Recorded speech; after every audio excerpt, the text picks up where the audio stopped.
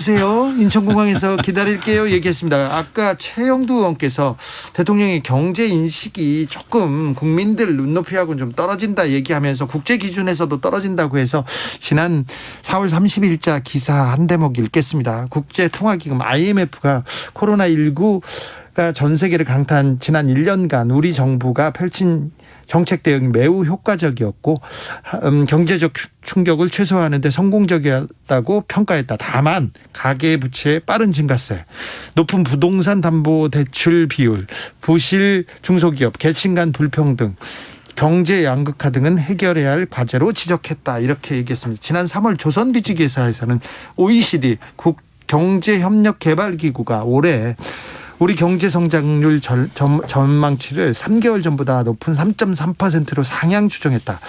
백신 접종 확대와 경기 부양책 등 정책 효과를 통해서 올해 안에 한국 경제가 미국 등과 같이 코로나 팬데믹 이전 수준으로 회복할 수 있다고 봤다. 이렇게 조선일보에서 긍정적으로 좀 쓴 기사가 있네요. 놀랐습니다. 자, 일단 최영두 의원님이 백신 외교를 위해서 박진 의원과 함께 미국에 가십니다. 미국에 가서 어떤 일 하신 겁니까? 자, 기본적으로 의원 외교라는 것은 항상 우리 행정부 외교와 달리 네. 미국 같은 경우 특히 의회가 행정부보다 셉니다. 더 강합니다. 네. 또 그리고 우리도 야당이 있지만 민주당도 전통적으로 민주당은 미국 민주당, 네. 우리 당은 미국 공화당이랑 이제 정책이나 이념이 비슷한 성향이 있죠. 네. 그래서 이제 이 초당적인 의회 외교라는 게 참 중요했고 국회 내에도 한미 의원 포럼, 외교 포럼 이런 게 있습니다. 그래서 지난번에 지금 백신 문제, 특히 백신에 이제 미국이 힘이 세니까 또 백신이 전략적으로 이 백신 관리를 하고 있지 않습니까? 그래서 우리 의회 차원에서 한번 해보자라고 수차례 제안을 했는데 네. 지금 여당의 답이 없어서 오늘 아침에 우리 신임 김기현 원내대표가 그렇다면은 우리 당에서라도 가자 했는데 급하게 그러다 보니까 우리 당도 뭐 많이 할 수가 없고 그래서 이제 우리 두 분. 박진 전에 외통위원장도 하셨고 또 우리 당내 그 외교안보 특위위원장이시고 조 바이든 대통령하고 라인도 있다고 막 그렇게. 예전에 왜냐하면 그 상원 의장 하시고 미 상원의 외교위원장 하실 때 네. 우리 국회 외교위원장 하셔서 있습니다. 뭐 대통령끼리 만나야 될 것이기 때문에 우리가 백악관을 만나는 것은 조금 뭐 결례인 것 같고. 네. 예, 그래서 우리는 의회하고 싱크탱크하고 또 행정부에 네. 하는데 기본적으로 이건 뭐 우리 정상 국경을 벗어나면은 초당파적이 되고 국가의 이익을 위해서 일하는 것이 모든 의원 외교의 기본입니다. 네. 예, 거기서 그게 기본인데요. 네. 지난번에 나경원 전 원내대표가 미국 가셔가지고 얘기하셨던 거 뭐 과거에 있었던 전례를 보면 걱정도 됩니다. 7925님께서는 그래도 백신 의견은 여야가 없습니다. 화이팅 하십시오. 이렇게 얘기하는데 예. 저는 그래도 이번에 그 최영두 의원이 간다고 하니까 좀 마음이 놓이는데 과거에 의원 외교를 했을 경우에 아니 보면은 과거에도 참 저도요. 이제 저 같이 하니까 네. 뭐 최영두 의원님께서는 충분히 네. 미국에 가서 신사니까 품격 또. 있고 네. 지금 얘기한 것처럼 한미 간의 백신과 관련된 파트너십을 구축할 거라고 봅니다. 그런데 과거에 의원 외교를 보면 국내 문제를 가지고 미국에 가서 오히려 정치 쟁점화해서 모욕주기를 한다든가 네. 오히려 한국을 디스카운트하는 모습들을 많이 봐왔습니다. 북한 계속 공격하고. 그러면서 사실은 쟁점화하고 정치화하는 어떤 모습이었는데 네. 저는 지금 얘기한 것처럼 초당적인 협력 구축을 위해서 예. 지금 의원 외교를 간다고 하니까 네. 저는 또 최영두 의원님이 간다고 그러니까요. 하니까 마음이 놓입니다. 최영두 의원님은 또 다르죠. 이거 그게 아니고요. 그게 이제 미국 우리가 가서 분란을 일으켰다기보다는 미국 내에서도 대북 강경파, 뭐 대북 대화파가 있지 않습니까? 예. 이제 그 누굴 만나느냐에 따라서 이제 주제가 달라지고 했던 것 같고 어쨌든 백신 문제는 이게 네. 지금 우리가 전략적으로 지금 관련한 목적은 그겁니다. 단순히 우리나라 백신을 좀 더 확보해야겠다. 지금 사실은 우리가 백신 수합 이야기하는 기본은 이런 겁니다. 우리 네. 정부랑도 조금 이야기를 하고 있는데 이 mRNA, 이 모더나 그 백신 있죠. 이거는 네네. 유통기한이 6개월입니다. 6개월, 예. 5개월. 그래서 이걸 마구 쏴둘 수가 없어요. 그런데 예. 미국 내에서 지금 백신 이제 분량이 많아져 가지고 남는 게 있습니다. 네. 말하자면 그런 걸 같으면은 우리 한국 정부 협의해서 우리가 백신 유통이라든가 백신 보급 관리가 굉장히 정교한 나라거든요. 네. 그러니까 그런 아주 그 구체적인 뿐 아니라 기본적으로는 근데 아시아 백신 허브를 통해서 네. 한미가 같이 백신을 미국의 백신 신기술 우리의 백신 양산 기술을 조합시켜서 아시아뿐 아니라 미국과 한국 전체를 충족시키고 장기적인 팬데믹을 해방시킬 수 있는 그런 백신 협력을 하자는 큰 계획까지 가지고 있습니다. 큰 계획으로 가시네요. 큰 계획이었는데 제가 그냥 뭐 이건 원래 이제 부분적인 얘기를 제가 잘 안 하는 편인데 이 백신 사절단이라는 것은 야당에서 쓴 용어입니까? 아니면 언론에서 쓴 용어인가요? 그 이제 제가 볼 때 이제 사절단이라는 맞습니다. 의미가 그건 자체가 바꿨습니다. 바꿨는데 사대회기 같은 느낌이 아니 그렇지 들고 않아요. 사절단은 그렇지 않고 그러니까 무슨 말인가 아는데 과연 왜 이런 백신 사절단이라는 용어를 야당에서 썼으면 지금 이 시대에 맞는 용어인지 뭐 그것은 좀 영어로 수정할 필요가 치면 무슨 있다. 저 스페셜 엠보이 해가지고 이렇게 간다는 그런 의미고 사자가 이게 대사할 때 사자니까 무슨 말씀이 아는데 그러니까 이 사절단 자체의 용어가 부분적인 얘기라고 했는데 사소한 말씀이고 사소한 얘기인데 이제 우리가 얘기할 때 의원회계라고 했을 때는 좀 큰 차원에서 그렇죠. 얘기를 한다고 하는 것이 맞다. 그래서 야당 방미 대표단 이렇게 이제 저희가 이름 붙였습니다. 네. 모카시 담아오듯 백신 담아오시기를 최영두 의원님 잠깐 당황했는데 몇 가지 물어보겠습니다. 미국 간다니까요. 부러워서 그래요. 부러워서. 백신은 맞고 가십니까?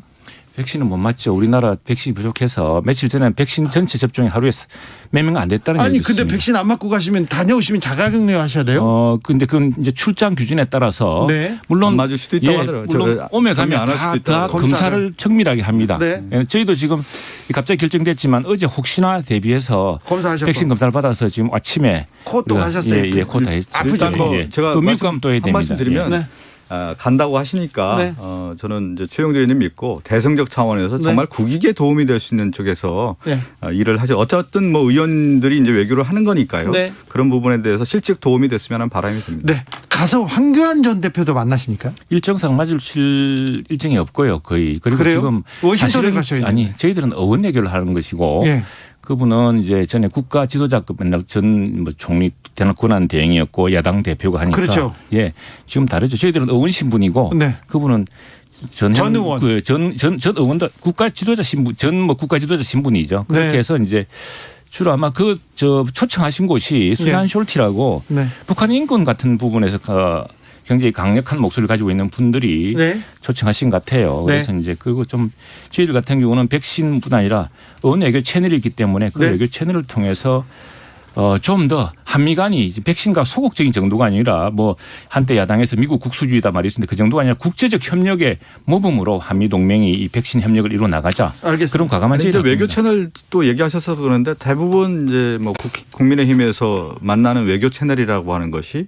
사실 이제 강경파 매파들을 좀 많이 만나는 경향이 있는데 이것은 백신 아닙니까? 그렇죠. 백신이라고 하는 것은 실용적인 문제이고 국민의 삶의 질의 문제이기 만나는 사람이 좀 다릅니다. 확실히 다른 사람들을 구분해서 좀 만났으면 좋겠어요. 가서 이제 강경파 일부의 얘기들을 듣고 와가지고 또 그 이제 미국도 제야에 있는 그런 분들이고 우리는 지금 과거에 그런 모습들이 있어서 좀 걱정되는 면도 있었어요. 외교통이라든가 이런 분들을 만나야죠. 왜 뭐 또 미국에 또 인맥이 좀 많이 있으시죠? 아니 인맥이 많은 건 아닌데 근데 이제 의원 신분이기 때문에 대한민국 국회의원으로서 가는 것이죠. 자, 국회로 최가박당 넘어가 보겠습니다. 그래서 김부겸 총리 후보자 인사청문회는 보고서 채택은 됩니까? 안 됩니까? 어떻게 됩니까? 여기는?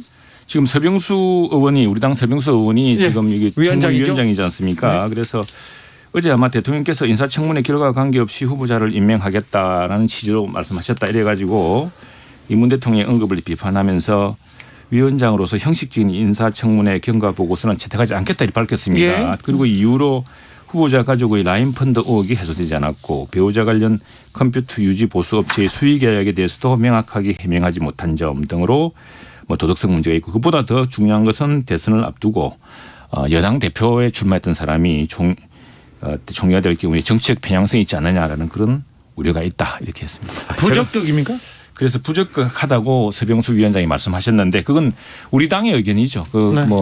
아니 제가 이번에 청문회 보면서 우리나라 일국의 한 나라의 총리 후보의 인사청문회 아닙니까? 그러면 크게 볼 때 두 가지죠. 업적과 비전에 대한 얘기인데 업적은 뭐냐면 그 사람이 어떤 일을 해왔느냐 그 성과에 대한 부분도 조명을 해야 되는 거죠. 과거에 정치를 해왔고 예를 들면 지역주의 극복을 위해서 그동안에 김부겸 총리 후보가 어떤 역할을 해왔습니까? 많은 역할을 하지 않았습니까? 그리고 행정자치부 장관을 하면서 어떤 일을 해왔는지도 조명할 필요가 있을 것 같고요.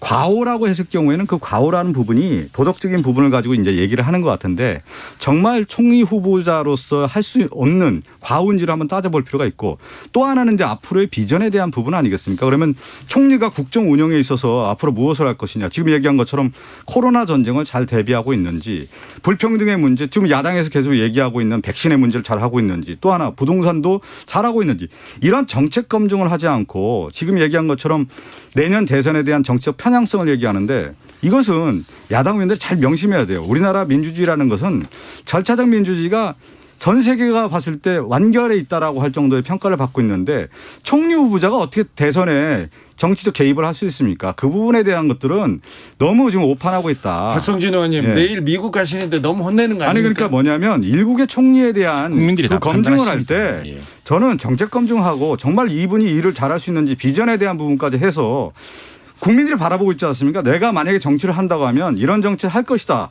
이렇게 될 것이다. 예측 가능한 어떤 검증을 해야지 일부분을 가지고 이 총리 후보자가 안 자, 된다라는 그렇다면 사유를 그 갖고 부분에 있다라는 자, 대해서 그렇다면 말이 최영두 맞느냐 이렇게 얘기하고 있습니다. 최영두 부적격 대상 장관 후보자 3명 중에 이분은 절대 안 된다. 이런 분이 있습니까? 뭐 국민들이 다 알고 계신데 오늘 김기현 원내대표가 만나시가 이런 말씀하셨어요. 그 국회의장에게 총리 인준에 반대하는 것이 아니라 국무위원 후보들, 총리 후보자 전반에 대한 국민의 눈높이에 맞춰야 한다. 이런 말씀하셨습니다. 예. 지금 뭐 이제 대통령께서는 아니 야당이 괜히 시비 거는 것처럼 이야기하는데 야당이 시비 거는 게 아니라 국민들이 용납 못하는 겁니다. 아니 어느 배우자는 무슨 도자기를 가져와 가지고 다른 일반인 같아서 밀수 혐의로 그 문제되는 사안이었습니다. 그런데 그걸 우리가 들춰낸 게 아니고 그 배우자가 소셜미디어에 팔겠다고 온통 광고를 하는 통에 언론에 알려지고 뭐 그랬던 거 아니겠습니까? 그래서 이 사실 뭐 계속 학자는 학자 출신 장관 후보자 뭐 후보자들이 반복되는 패턴이 있는데 이걸 좀 미리 한 리스트를 해가지고 철저하게 인사검증을 했어야지 이걸 자꾸 국회에 가져와서 결국 우리 공직사회 장관 대한민국 정부에 대한 신뢰도를 떨어뜨리는 일이고 대한민국 국회도 자꾸 그렇게 되면은 부담스러워지는 겁니다. 좀 이런, 아쉬운 예, 대목이 네. 많아요. 인사 네, 네. 저 검증 차원에서는. 그래서 그럼 박준영 후보가 가장 부적격입니까? 저는 무슨 사실 누가 누군지 잘 모르겠습니다. 너무 보니까 네. 그러니까 어떻게 이런 분들이 언론에 있었고 저도 있었지만 지금 이제 인사청문회를 보면요. 네. 과거에도 그랬습니다. 모든 정부에서 가장 어려웠던 게 뭐냐면 도덕적 완결체에 있는 분이 장관이 될 수밖에 없는 구조로 만들었습니다. 그렇죠. 그래서 우리 뭐 동양 철학에서는 이제 수기친 얘기하지 않습니까? 도덕적인 완결을 거친 다음에 정치를 해야 된다. 수신제가 치국평천하라는 논리가 아직도 있는 건데 지금 우리나라 인사청문회 자체가 볼 때 하나의 도덕적인 조그마한 부분이 정말 이 장관을 수행할 수 있느냐 없냐를 따지기 전에 이 한 부분이 모든 것을 이 잣대가 되다 보니까 청문회 자체 제도에 대한 회의적 시간도 많이 있는 겁니다. 그래서 이 청문회 제도를 어떻게 고칠 건가에 대한 논의도 좀 필요한 시점이다. 이렇게 얘기를 드리고 그 부분에 대해서는 어떻게 보시는지요? 그 부분도 저는 미국에서 이제 이런 미국 제도를 많이 이야기하죠. 저 특파원 때 봤는데 사실은 우리 박 의원 하신 것처럼 정책 검증 주로 하고 사실은 굉장히 좋은 분위기에 끝납니다. 좋은 분위기에 끝나는데 그 전에 아주 철저하게 검증을 합니다. 도덕 검증은 먼저. 예. 사치해가지고 네. 뭐 200개 리스트라든가 있으면 다 본인한테 물어보고 다 하고 이렇게 해서 근데 지금 미국 같은 경우에 커트 캠벨 같은 인도 태평양 지역 지금 정책 조정관을 하시는데 이분이 국무부 차관보 들어가는데 엄청 시간이 오래 걸렸어요. 그게 왜냐하니까 워낙 그 파워 있는 사람이라 알려져서 싱크탱크 할 때 뭐 기부금이 얼마나 들어갔는지 그런 걸 다 검증한다고 늦었다 뭐 이런 말이 있었는데 지금 그러니까 우리도 하려면은 사전에 이 반복되는 패턴이 있거든요. 뭐 위장 전입, 다음에 자녀 동반 무슨 뭐 등등 그게 한 200개 패턴이 있다면 그걸 사서치하고 그 결과를 비공개 청문회 비공개에서 이제 정보위원회 하듯이 하고 그렇죠. 이렇게 하면 네. 되는데 지금 우리나라 나오는 부분들이 네. 이게 우리가 그냥 그렇게 하고 맙시다라고 해서 될 문제가 아니라 이게 뭐 본인이 온 소셜미디어에 올려가지고 알려지는 그런 사람들까지 우리가 어떻게 다 막아줍니까? 알겠습니다. 최가박당 여기서 마무리하겠습니다. 최영두 의원님 미국 잘 다녀오시고요. 아유 걱정이 큽니다. 네. 아니 백신 얘기 잘 해서 알겠습니다. 우리 네. 아시아 백신 허브로 만들자고 제가 강력하게 주장하겠습니다. 박성준 의원님 오늘도 감사했습니다. 네, 감사합니다. 감사합니다. 네, 감사합니다. 정치 피로, 사건 사고로